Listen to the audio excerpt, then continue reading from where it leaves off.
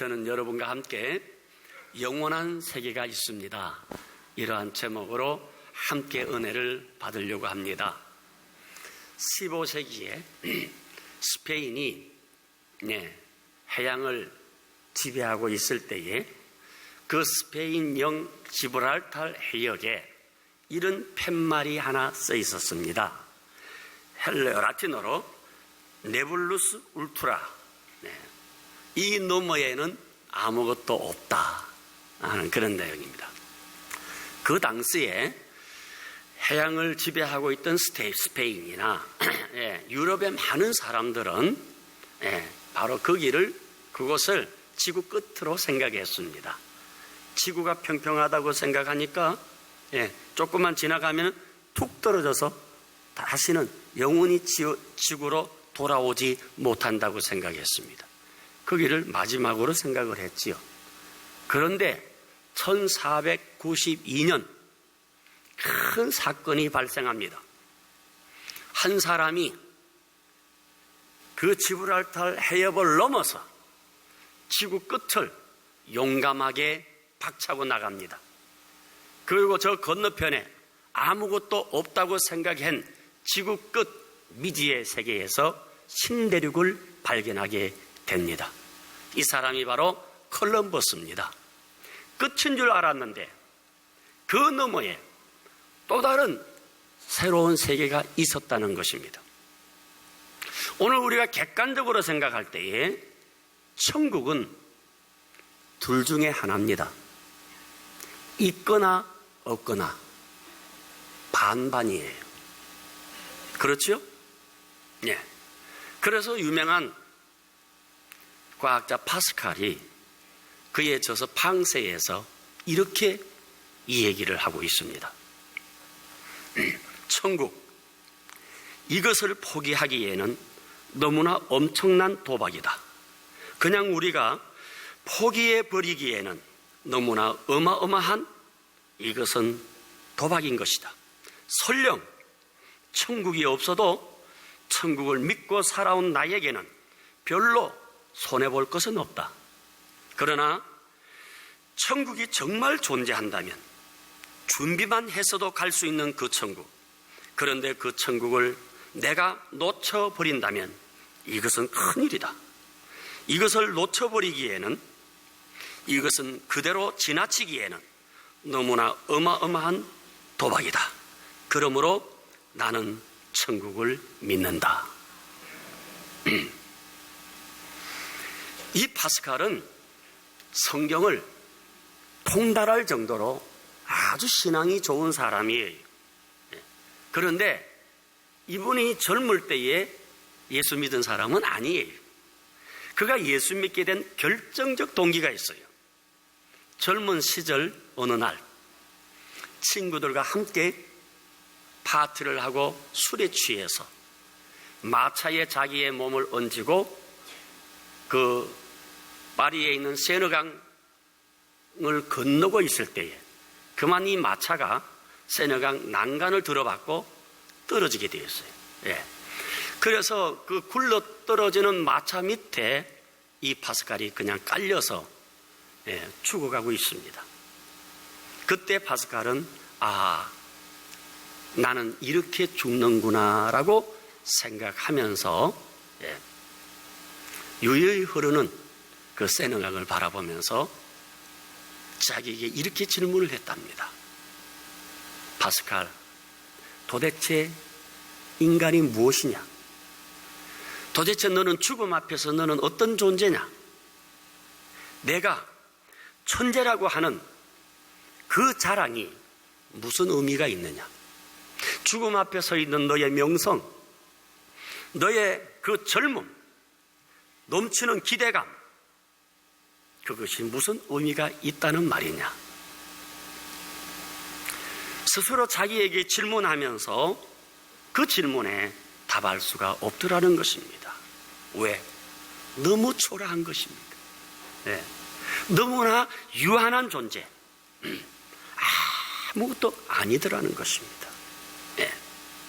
마침 먼 곳에서 그 마차가 떨어지는 모습을 보고 있던 많은 사람들이 달려와서 그 마차를 들어서 파스카를 건져 주었습니다.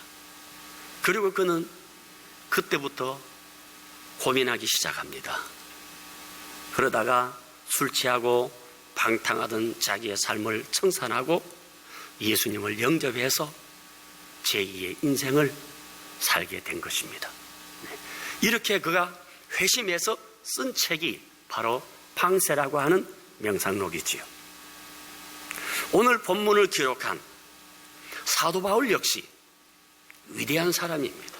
이미 젊을 때에 당시의 최고의 학문이었던 가마니엘 문화에서 헤브라이즘과 또 헬레니즘 모든 학문을 통달했고 젊은 나이에 최고의 권세에 올랐던 그 사람입니다. 그러나 다메섹 도상에서 예수님을 만나고 난 다음에 자기가 가진 모든 것이 헛된 것이라는 것을 깨닫고 이렇게 말합니다. 내가 가진 모든 지식, 경험, 이 모든 것을 이제 배설물로 여기노라. 오직 나는 예수만 자랑하겠노라. 그리고 복음을 위해서 자기 일생을 던지게 되는 것입니다. 바울은 과거에는 권력과 출세, 성공이 자기의 관심이었지만은 그 관심을 바꾸게 된 것입니다. 여러분, 우리가 첫째로 생각할 것이 그 사람의 관심이 그 사람의 운명을 결정하게 되는 것입니다. 우리 사람 보면은 그 사람의 관심의 방향, 그 관심의 대상에 따라서 그 사람의 가치가 결정이 되고 어디에 관심을 두느냐에 따라서 삶의 목적이 정해지고 이 삶의 목적은 결국 그 사람의 운명이 되어지게 되는 것입니다. 오늘 본문에 봐도 이 바울의 관심은 다메섹 도상에서 예수님을 만나고 난 다음에 그는 이 땅이 아니라 장차 누리게 될 하늘의 영광을 바라보게 되는 것입니다. 이것이 바로 바울의 운명을 결정하였고 또 바울과 같이 신앙생활하는 우리 믿는 자들의 미래의 운명을 결정하게 될 것입니다. 여러분, 잃어버린 관심에 대해서 한번 생각해 보십시다. 생각 없이 살아가는 우리의 삶 속에서 우리가 가져야 할 본질적 관심에 대해서 눈을 돌려야 합니다. 여러분의 관심, 조금 방향을 돌려보자. 목적될 수 없는 것을 목적 삼고 아무런 뜻없는 것에 자기 인생을 걸고 살아가고 있지는 않습니까? 주님께서는 분명히 이렇게 말씀하고 있습니다. 무엇을 먹을까? 무엇을 마실까? 무엇을 입을까? 염려하지 말라. 이것은 다 하나님이 너희들에게 주시느니라. 이런 것들은 이방인들이 구하는 것이고 너희들은 하나님의 나라를 구하라. 그러므로 우리는 여러분 근본적인 문제로 돌아가서 여러분 하나님의 나라, 영원한 곳에 관심을 가져야 합니다. 왜냐? 두 번째로 우리 사람에게는 또 다른 세계가 있어요. 내세가 있다 이 말이죠. 이 지구상에 지금까지 발견된 생명체는 190만 종류입니다. 앞으로 학자들은 200만 종 이상의 생명체를 찾을 수가 있다고 합니다. 이렇게 어마어마한 생명체들 가운데 유일하게 종교를 가지고 있는 존재는 인간밖에 없다는 사실입니다. 이 세상에 문화는 있고 예술은 있어요. 그러나 종교 없는 지역이 없고 종교 없는 국가가 없다는 것입니다. 무슨 말이냐? 여러분, 인간은 이 땅의 삶이 전부가 아니라 또 다른 삶이 있다는 거예요. 이 세상이 전부가 아니라 또 다른 세상이 있다고 하는 종교적 본능을 우리는 가지고 있는 겁니다. 여러분, 본능이라는 것은 뭡니까? 여러분, 오리가, 이 병아리가 태어나면은 손살같이 물로 달려가는 것은 여러분 본능입니다. 우리 사람들이 희한한 나무를 바라보고 무서워하고 거기에 손을 비비면서 복달라고 하는 것, 큰 바위들을 보면서 여러분 경외심을 가지고 거기에 손을 비비는 것은 여러분 자신도 모르게 생내적 본능이 있단 말이다. 그게 있습니다. 이게 뭡니까? 여러분, 절대자에 대한 종교성입니다. 그래서 이것은 여러분 야만인들도 누가 가르쳐 주지 않았는데 사람들이 모이면 제사 의식을 행하는 거예요. 여러분, 안 믿는 사람들 보세요. 비가 오지 아니하면은, 인간의 힘으로 해결할 수 없으면은 누가 말하지 않아도 마을에서 몰려가지고 기우제라는 제사를 지나지요. 성황당에 모여가지고 여러분 깨끗한 물 정황수 떠다 놓고 거기에다가 사각 깎고 배 깎고 조기, 명태, 대추, 꽃감 짜르르 깔아 놓습니다. 그러고 난 다음에 징, 꽃갈, 또 부, 장구 갖다 놓고 색동옥 입고 여러분 춤을 덩실덩실 추면서 제사를 지냅니다. 이건 누가 가르쳐 주었습니까? 왜 이런 의식이 생겼습니까? 종교 본능이 있기 때문에 그렇습니다. 그래서 우리 인간이라고 하는 것은 죽음이 끝이 아니라는 것입니다. 보이지 않는 또 다른 세계가 있다는 거예요. 그래서 죽었다면 무식한 소리지요. 돌아가셨습니다. 네, 돌아가셨습니다. 여러분, 죽기는 죽었는데 어딘가 갔다는 거예요. 그래서 여러분, 상녀를 메고 갈 때에 노래 부르는 거 들어보세요. 가네 가네 나는 가네 황천길로 나는 가네. 간다는 거예요. 어디로?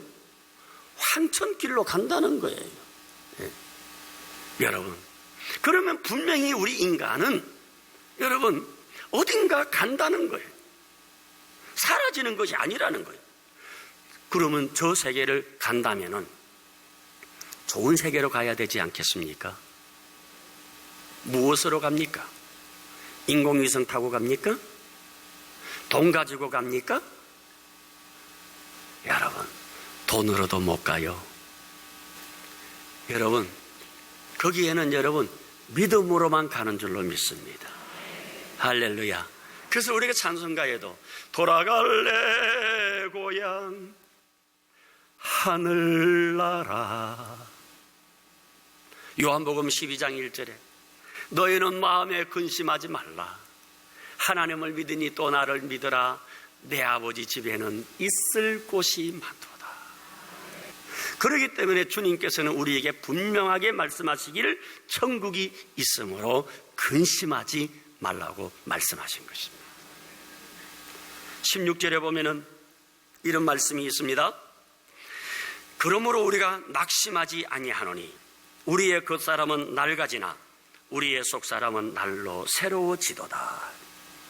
낙심하지 않는다. 왜? 천국이 있기 때문에. 있으면 있는 대로 잘 살면 되고, 여러분 없으면 없는 대로 살면 되는 거예요.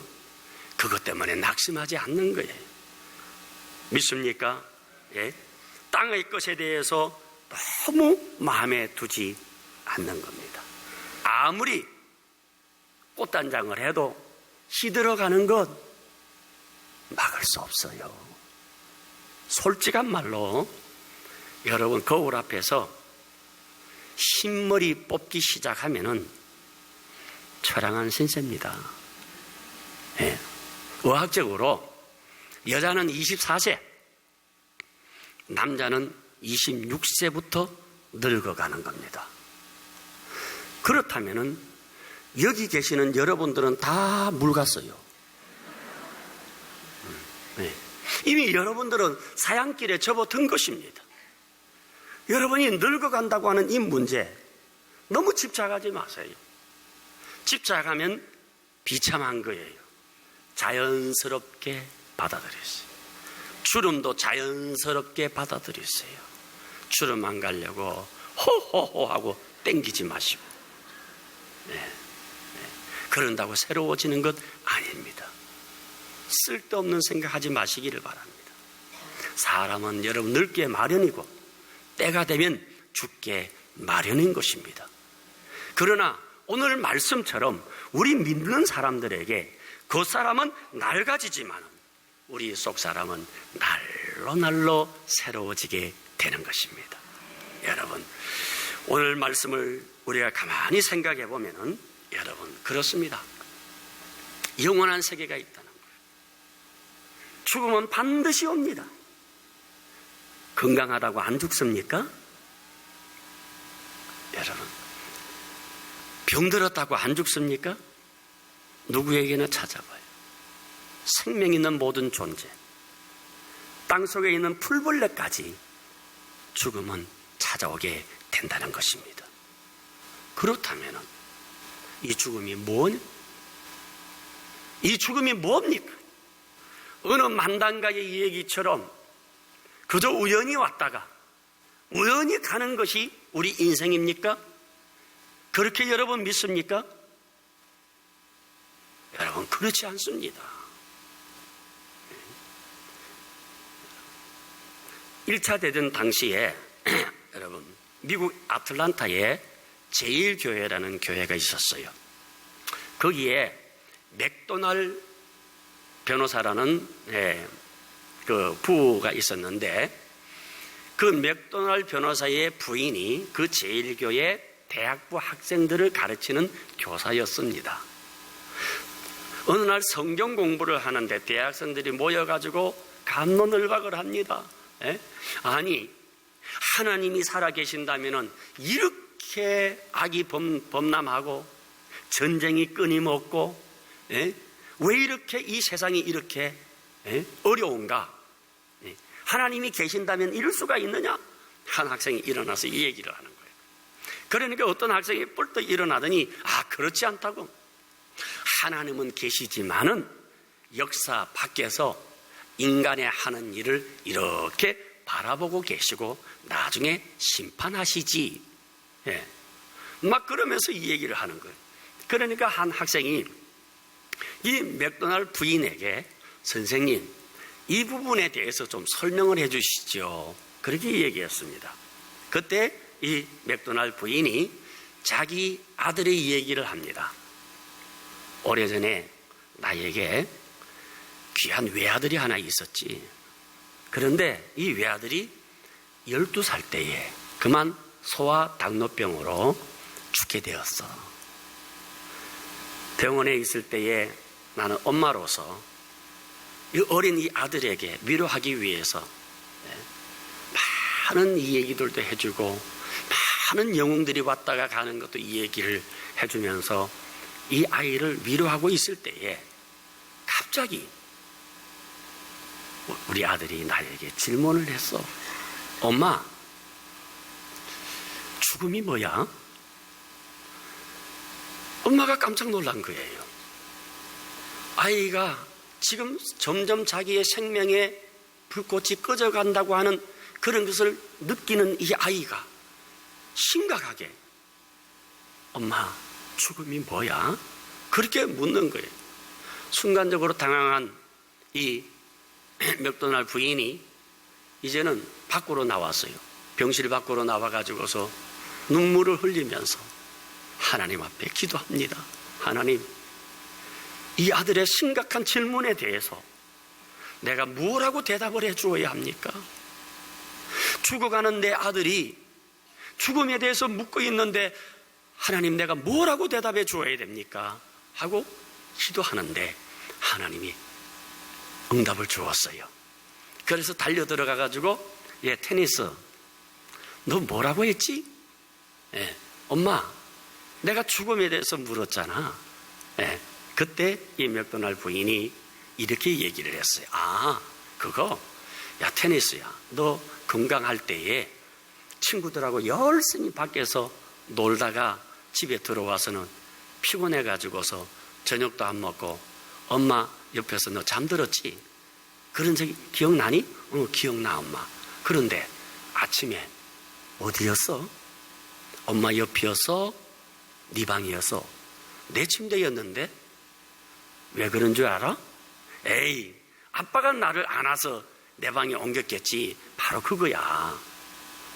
죽음이라는 것은 우리가 이 세상 살다가 너무 힘들 때에, 피곤할 때에, 곤히 잠들 때에 우리 주님께서 그 억센 능력의 팔로 우리를 덥석 안아가지고 천국으로 옮긴 것이지, 눈 떠보면은 천국의 방이지. 이게 죽음이야. 그 말을 듣자마자 이 아이가 밝아지기 시작했어요. 다시는 죽음에 대해서 묻지 않았고 천국에 대한 믿음을 가지고 기도하다가 며칠 후에 이 아이는 조용히 눈을 감고 말았습니다. 사랑하는 성도 여러분, 저는 이번에 저희 어머니의 죽음 앞에서 이 문제를 다시 한번 생각해 보았습니다. 죽음이 어떤 것입니까? 영원히 사라지는 것입니까? 아니면 저주받은 징벌입니까? 성경은 이렇게 말씀합니다. 지금 이후로 예수 안에서 죽은 자는 복되도다. 요한계시록 14장에 있는 말씀이에요. 그렇기 때문에 우리가 잠시 육체적인 고난이 있다 할지라도 그 다음 우리에게 장차 비교할 수 없는 영원한 천국의 영광이 여러분에게 기다리고 있다고 하는 사실을 믿으시고 여기에 관심을 가질 때에 비로소 여러분들은 십자가가 무엇인지, 이 교회가 어떤 가치를 지닌 것인지, 신앙이 무엇인지를 깨닫게 되고 여러분들의 삶이 상당히 바르게 성장해 나갈 줄로 믿습니다.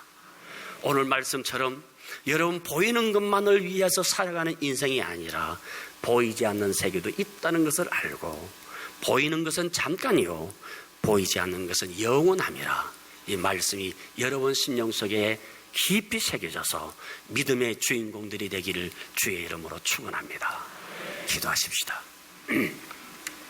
거룩하시고 자비로우신 아버지 하나님, 이 땅의 삶이 끝이 아니라 또 다른 내세의 삶이 있음을 저희들은 믿습니다. 보이는 세상이 전부가 아니고 영원한 세상이 우리에게 있다는 것을 믿습니다. 이제 우리를 위하여 십자가에 피 흘려주신 예수님을 구주로 영접하고 영원한 것에 관심을 갖는 천국 백성들이 되게 하여 주시옵소서. 썩어질 세상만 바라보다가 내 인생의 마지막에 좌절하고 절망할 것이 아니라 천국에 소망을 두며 살아가는 저희 모두가 되게 하여 주시옵소서. 예수님 이름으로 기도하옵나이다. 아멘.